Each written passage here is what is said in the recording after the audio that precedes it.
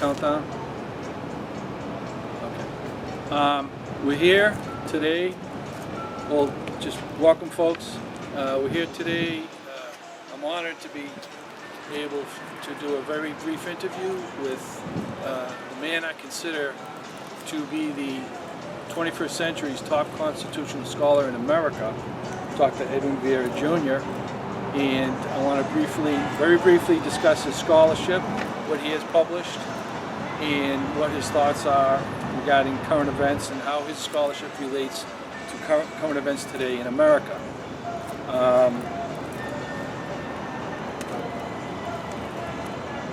Edwin's most recent book, is this your Yes. martial law, most recent book? That's the latest one. Okay. Martial law book. Edwin's written a book regarding the imperial judiciary.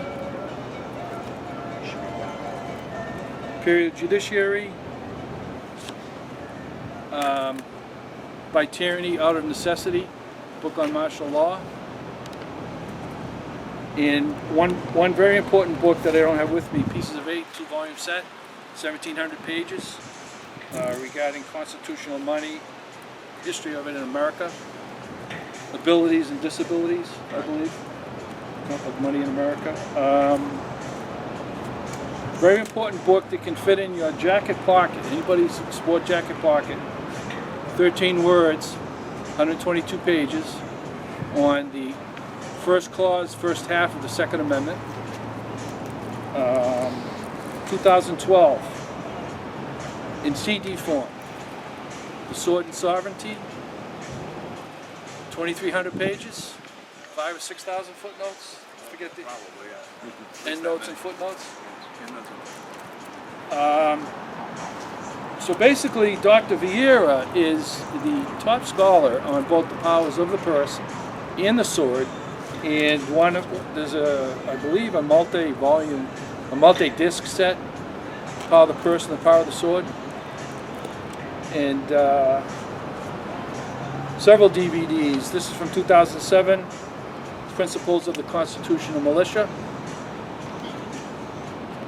National Heritage Center for Constitutional Studies. And so this is a little bit of what Edwin has published, and so Edwin, could you? Oh, the Crash Maker, the novel, Crash Maker, dealing with the Federal Reserve. right? Exactly. So could you briefly, Edwin, could you go through beginning, I think, with the Crash Maker or Pieces of Eight, and you had some monographs on constitutional money back in the 90s also, some brief pamphlets. Could you briefly go through your publications? Well, actually starts in 1983 with the first version of Pieces of Eight. Okay. And that was a spin-off, if you will, of the Gold Commission hearings that were held in the early 80s. Ron Paul was on that commission. They eventually proposed to Congress that the gold coinage should be reinstituted. That's where the present gold coinage came from, their determination in 82. And I had written something to them. The first version of Pieces of Eight was an extension of that. And then between that period, 1983, and say the turn of the century, I was writing quite a few monographs on monetary policy, the Federal Reserve, problems of world finance, if you will. Then at the turn of the 20th century, I wrote the extended version of Pieces of Eight, 2 volumes, 1,700 pages long. And I began working on, after 2001, I began working on the problem that most people call Homeland Security. Right. Focusing on this from a constitutional perspective, constitutional Homeland Security, what is that? And that is the militia of the several states, Exactly. which we don't have in this country in properly organized form. So I have been promoting that in terms of revitalization of that set of institutions. And in this latest book, By Tyranny Out of Necessity, which deals with the question of martial law, ties most of that together, because the martial law problem in this country will arise when the big financial crisis hits. And they're already planning for that. And the militia is the constitutional method for dealing with that problem, martial law. So it all ties together. Yes. You've got one ball of legalistic wax.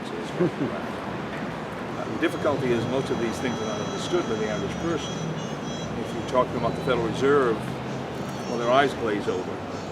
Financial banking issues, that's something the average person doesn't know anything about. Most legislators don't either because they believe it's an issue that should be handled by the Federal Reserve or the United States Treasury, not the state legislatures. And since 1983, the first edition piece of aid, I have been trying to educate them at the state legislative level that they need to do something to develop an alternative currency, an alternative monetary system at that level in anticipation of a breakdown of the Federal Reserve. I haven't had a great deal of success with that, personally, but just recently that idea was picked up in the state of Texas, and they created a state gold and silver depository which will function as essentially a state gold and silver bank where people can deposit their gold and silver and then transfer it among themselves, payment of contracts or other debts and so forth and so on. So that recent law passed in Texas is a very good thing. Oh, absolutely. Yes. Now, the reason they did that was because Texas has very large amounts of gold in two of their state pension funds. So they were concerned with having that gold in Texas and having under their direct control. And whoever wrote that legislation, actually it's a Rhode Island, we transplanted to Rhode Island, the man who wrote that legislation apparently saw that once we have this institution set up as a depository, we can also use it for this other purpose, for the banking function. So this will be the first institution of its kind at the state level that is capable of performing that function. And that will give people in Texas, and actually others can use it, it's not limited to people in Texas who can use it, that will give those people the opportunity essentially to walk around the Federal Reserve System and use an alternative currency, gold or silver, in preference to Federal Reserve currency. So that could be a template that other states could use. Oh, I think exactly. To break into the restoring constitutional money Exactly. System. Giving other people in the United States the same opportunity to use an alternative currency. And when you have a breakdown of a major financial system, that's the safety belt, or the safety, the life preserver, is the ability to go to an alternative currency while the original currency is melting down. Do you think other states or other people from outside of Texas will want to deposit their bullion in that depository? I think as soon as they find out about it, because it enables them not simply to have the bullion held in safe storage, but to use it as actual currency. That's the problem now.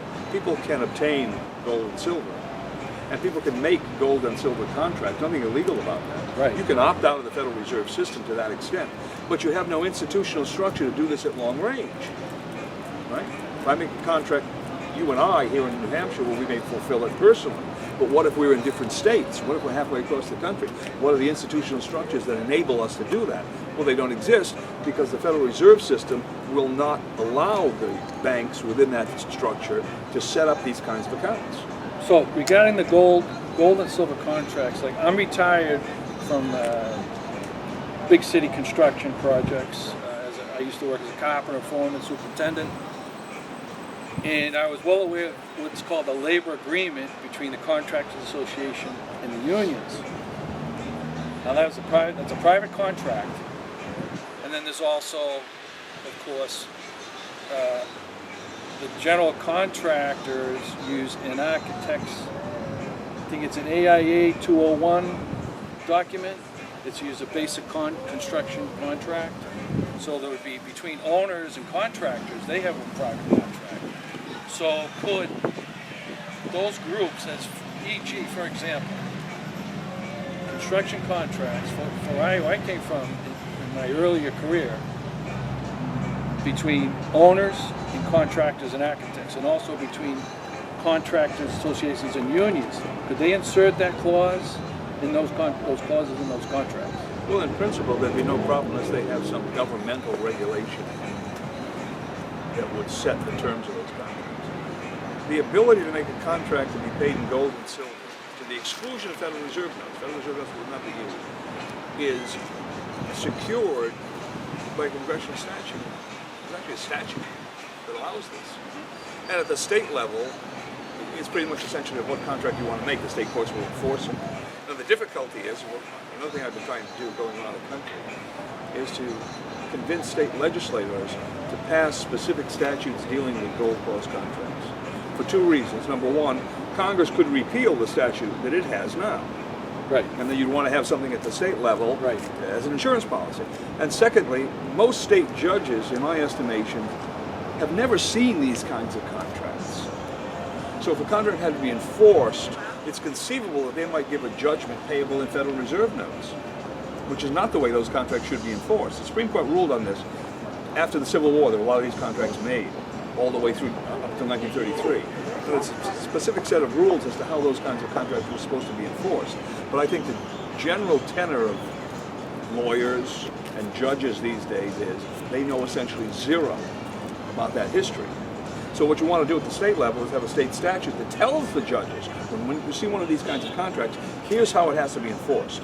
And that then makes that contract much more secure, because you know that if you have to go into court to enforce it, it's not going to be paid in Federal Reserve notes, it's going to be paid in the gold and silver for which you originally contracted. So people who are afraid of devaluation of the dollar, Inflation, what they call inflation. they would naturally want to become more interested in another option where they would be protected That's right. in contracts. And I would anticipate that as things become shakier for the Federal Reserve, more and more people who can make those kinds of contracts themselves Yes. will take some percentage of the contracts they make and put gold clauses or silver clauses in them. And then as the Federal Reserve continues to melt down, that percentage will increase and increase and increase.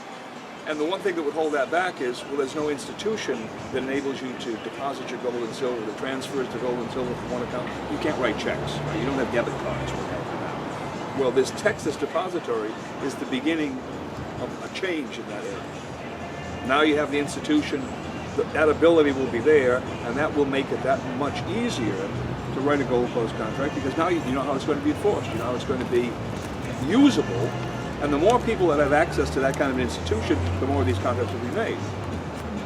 Okay, that falls under the phrase, the old ancient phrase, power of the purse. So let's match that up with the power of the sword.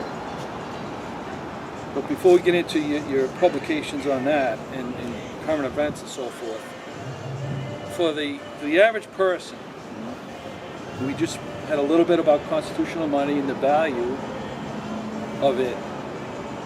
Why is the power of the sword important to also the power of the purse? And I know you did a DVD and a seminar on that. So how can the average person watching this connect the power of the sword to, or the constitutional security and constitutional enforcement, connect that to the purse? Well, historically, political science, the two great powers of government were the power of the purse and the power of the sword. Right. The power of the money, taxation, spending, and so forth. And the power of the sword was the military or the quasi-military, the police function. Yes. Now, if you look at the problems that we have today, they stem from the failure of the government in Washington, D.C., and to a certain extent the government of the states, to exercise the power of the purse correctly. Transferred huge amounts of authority to the Federal Reserve System and the private banks within that system. And we're seeing the consequences of a faulty banking and currency system.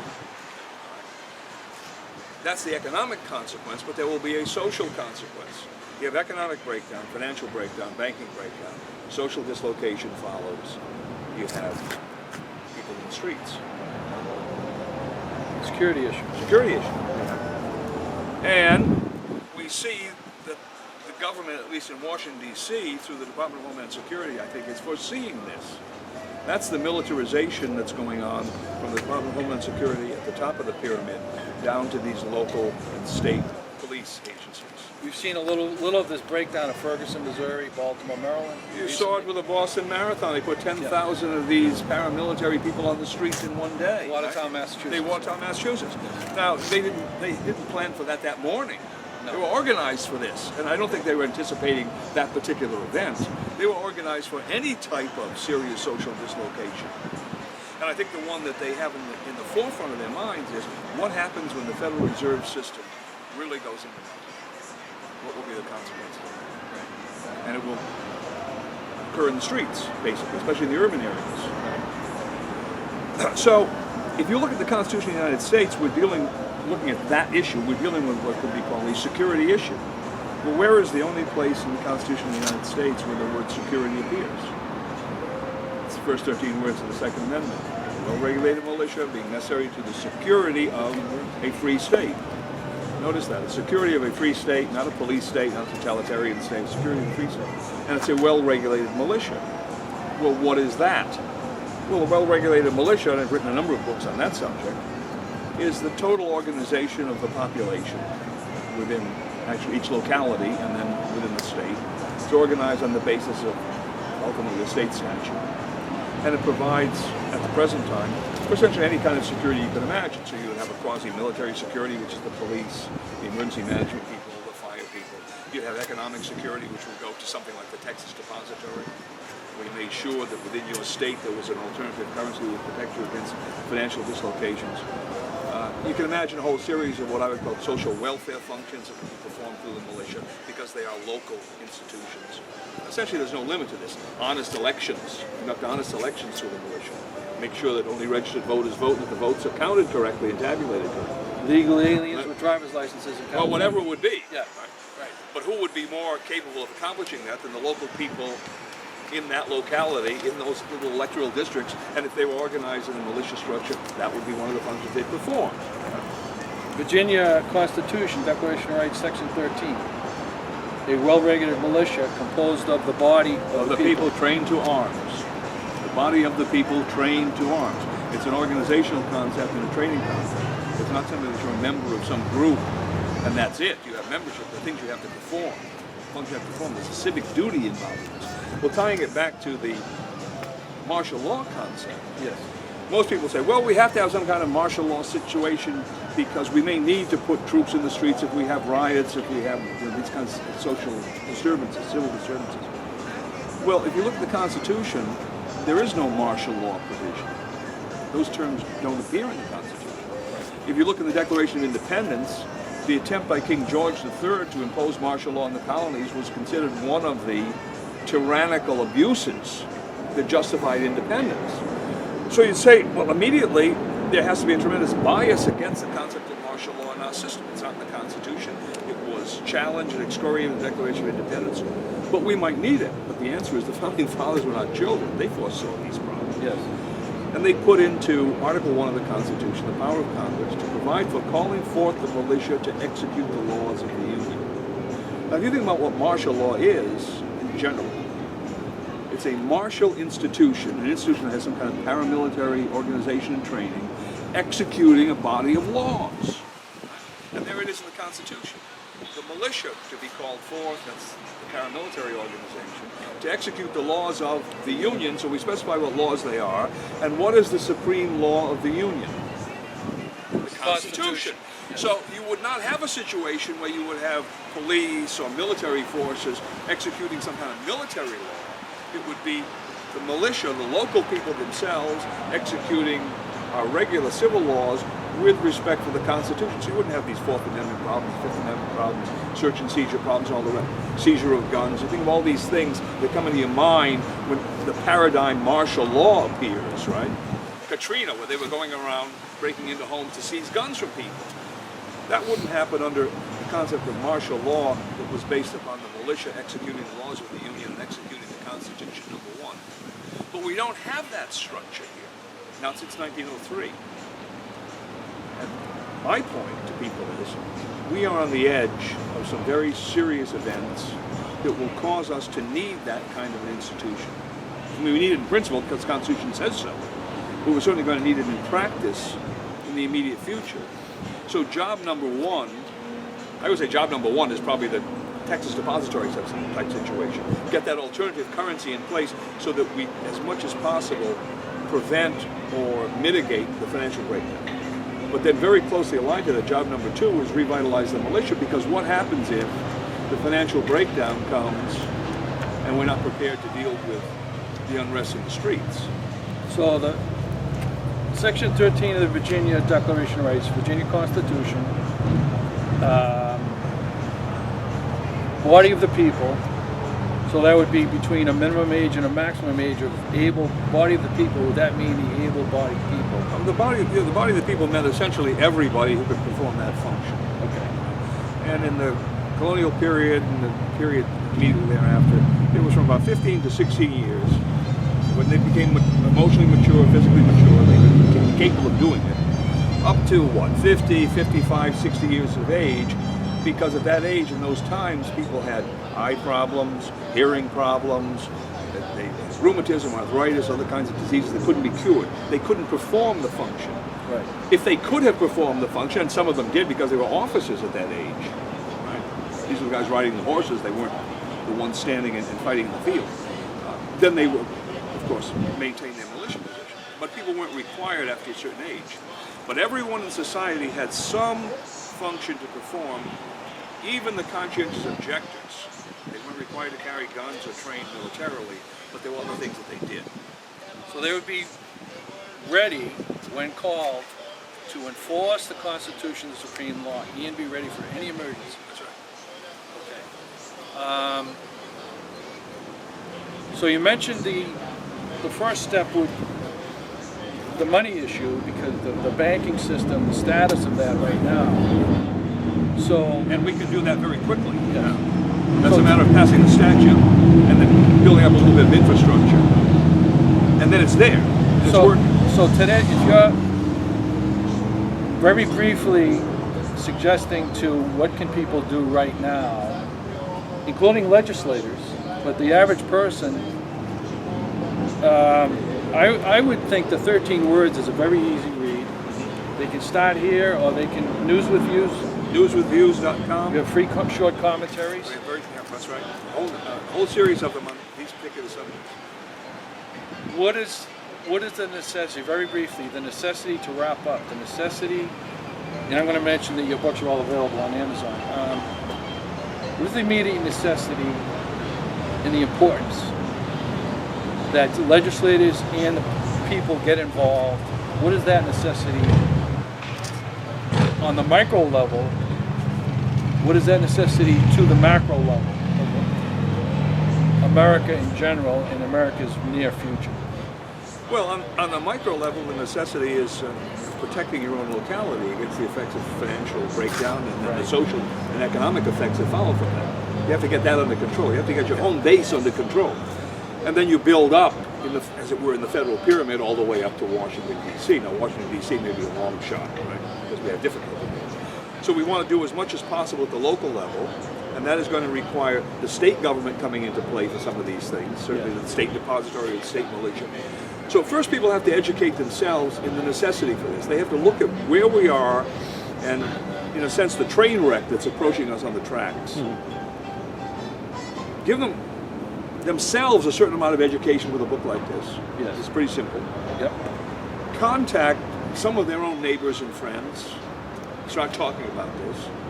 Everyone has a local legislator, as a representative or a state senator. Try to get him online, get him at a meeting of people and say, this is something you need to think about. Mention Texas. And then point out, look, now this has already been done. This is not something that is pie in the sky. Right. It's already been done in Texas.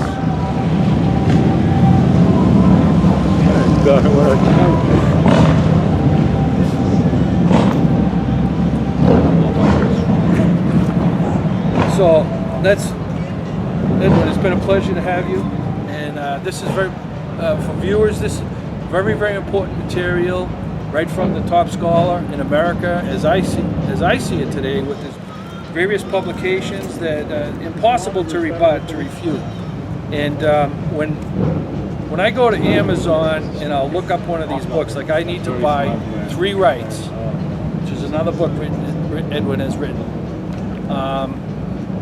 When I go to that page on Amazon.com to purchase that book, there'll be a picture of the covers of all his other books. Yeah, they're all together. You find one, you find So them all. you go to one book, it'll list all his other books he's published, and I recommend 13 Words. I recommend going to newswithviews.com, to his archive there, going all the way back to 2005.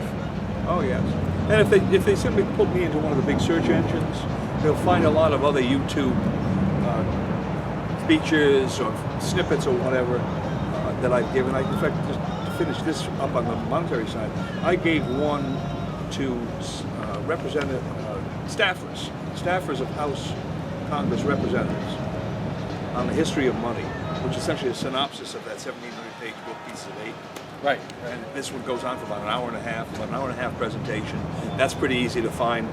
Just put my name in, House of Representatives address on money. It comes right up, very professionally done by the people there. And that gives anyone who really has no background in this at all, if they listen to that presentation, they'll see how it all developed. So there you are, folks. From the top scholar, and one of the top scholars in America, as some other peoples would say. Get on Amazon, buy a book by Edwin, go to News with Views, especially all you patriots, Second Amendment lovers in America. Thank you, Edwin, very much. It was a pleasure to have you. My pleasure. Thank you very much.